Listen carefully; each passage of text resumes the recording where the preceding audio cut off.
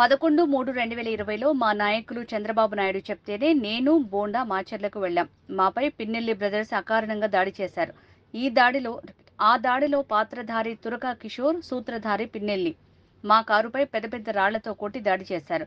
మాపై దాడి చేసిన వారికి మాచర్ల మున్సిపల్ చైర్మన్ పదవి ఆఫర్ చేశారు. ప్రజల్ని భయభ్రాంతులకు గురి చేయడానికి మాపై దాడి ఒక సంకేతం. అసాంఘిక కార్యకలాపాలు అడ్డాగా మాచర్లని పిన్నెల్లి తయారు చేశారు. మాపై దాడి చేసినప్పుడు ఏ పోలీసులకు ఫిర్యాదు చేసినా పట్టించుకోలేదు అని బుద్ధా వెంకన్న అన్నారు. 20న ఫోన్ చేసి నైట్ మాచర్ల నియోజకవర్గంలో తెలుగుదేశం పార్టీ వారిని, ఇతర స్వతంత్ర అభ్యర్థుల్ని ఎవరిని కూడా అక్కడ నామినేషన్ వేయకుండా చూస్తున్నారు.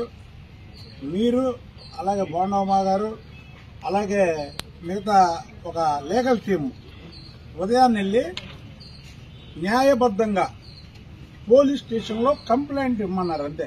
మేము వెళ్ళి దౌర్జన్యంగా అక్కడికి వెళ్ళి నామినేషన్ వేయించడానికి కూడా కాదు, పోలీసుల వారికి కంప్లైంట్ ఇమ్మన్నారు. కానీ మేము వస్తున్నది తెలుసుకున్నటువంటి పిన్నెల రామకృష్ణారెడ్డి అతని గురించి మళ్ళీ చెప్తాను. అతను ఒక వేలంపాట పెట్టాడు. వేలంపాట అంటే మాచర్ల నియోజకవర్గంలో ఉన్నటువంటి వ్యక్తులను అందరినీ పిలిచాడు.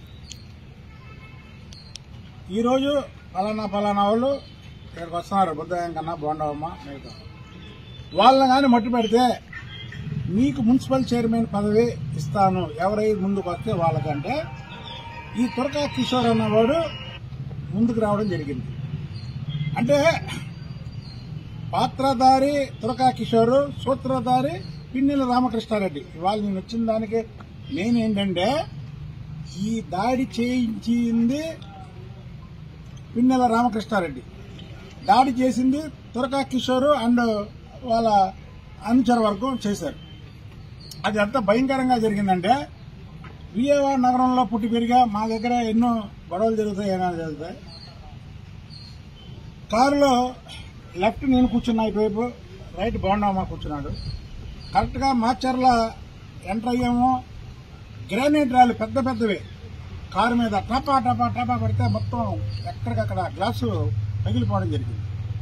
పగిలిపోయి అదిగో బుద్ధ వెంకన్న వీడియో ఏదో రవీంద్ర వీడియో కూడా చూపిస్తా. బుద్ధ వెంకన్న అని తురక కిషోర్ వెనక బండి మీద వచ్చేవాళ్ళు అరుస్తూ, నేను లెఫ్ట్ లో కూర్చున్నాను. పెద్ద బొంగతో ఇక్కడ నజ్జు చేశారు. తలమే కొట్టబోతే నేను అడ్డం పెట్టుకున్నాను. నజ్జు చేశారు.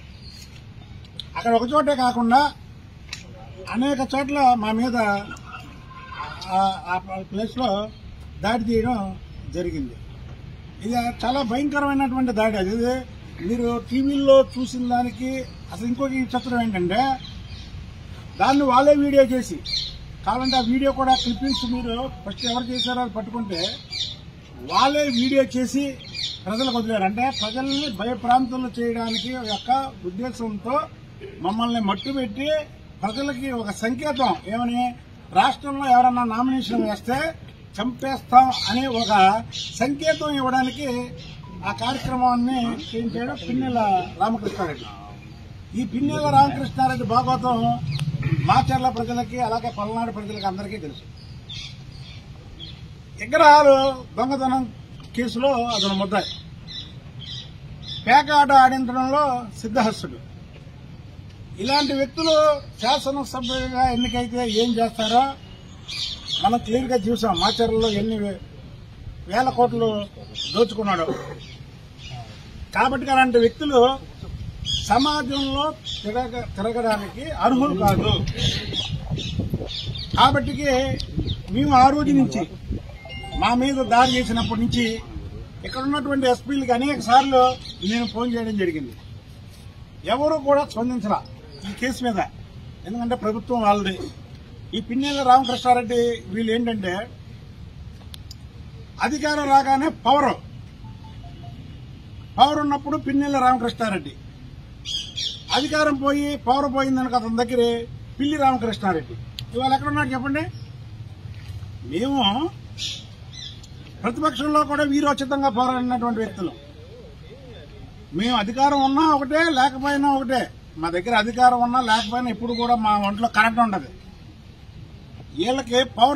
వీళ్ళకి అధికారం ఉన్నప్పుడేమో ఒంట్లో పవర్ ఉంటది, అధికారం పోయినప్పుడేమో పిల్లలాగా పారిపోతారు.